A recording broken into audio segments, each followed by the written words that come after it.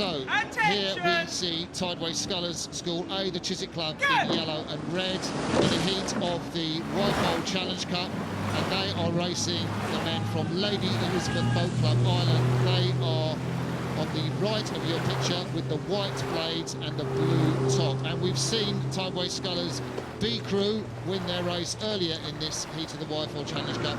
This is Tideway Scullers A crew, Alex.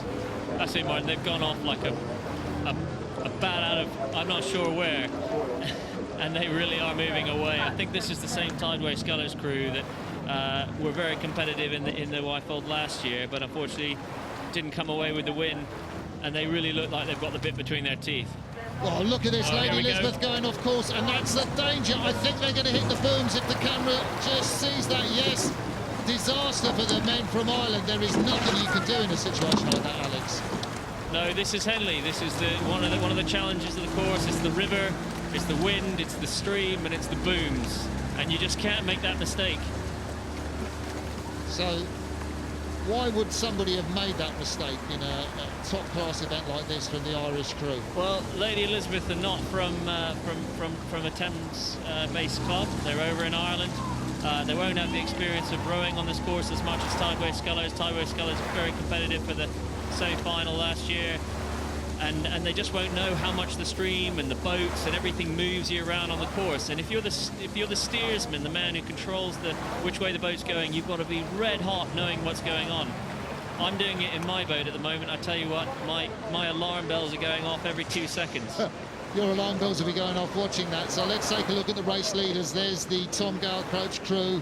Stuart Heat in the stroke seats with the white hat, and behind him Nate O'Reilly, then Sam Barnes, and then Adam Legowski. He went back to Poland for Polish trials for the Olympic team, didn't quite make it. That meant this crew couldn't do their normal training camp, Alex. Yeah, and so Sam Barnes is also used to be a member of Upper Thames Rowing Club. I believe he won the Britannia Cup in 2014. Yeah, and so he'll know this course very, very well, and that's where this advantage comes in, steering away from these. I mean, that you can see there, that's game over as soon as you hit those booms. So, you know, the bow steers from that boat. That's Brendan Smythe. He's the man on the right of your picture. He's got the rudder attached to his foot. I mean, he's going to be gutted with that, isn't he?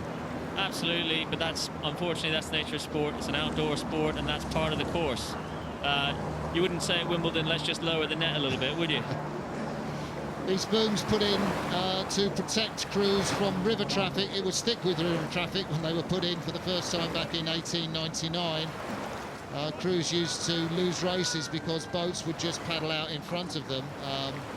One guy, the Silver Goblets and Nichols Challenge Cup, was named after Guy Nichols. He lost a race in the Diamonds, the Single Sculls, when the Royal Barge just paddled out in front of him and stopped him while he was leading. So imagine he had a few choice words with the Queen.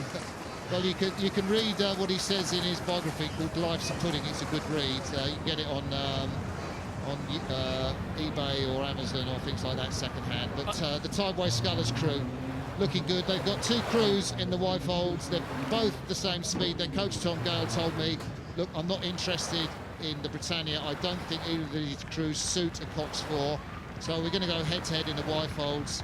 Tideway Scullers have missed winning it to Upper Thames in 2014 and to Molesey Boat Club, of course, last year. So third time lucky for three of this crew, Alex.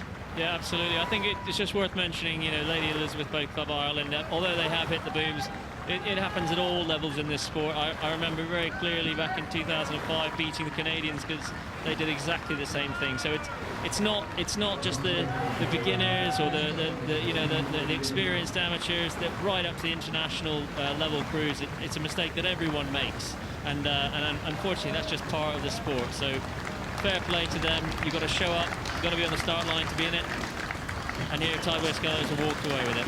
So as Tideway Scullers cross the line to take that heat of the Wyfold Challenge Cup, we are waiting for Lady Elizabeth Boat Club of Ireland, who hit the booms to finish. I will take this chance to say to viewers on BT Sport and YouTube in the UK and worldwide, goodbye for now, and a very, very warm welcome shortly to my good friend and fantastic commentator in whose company you will be, Jonathan Ledyard.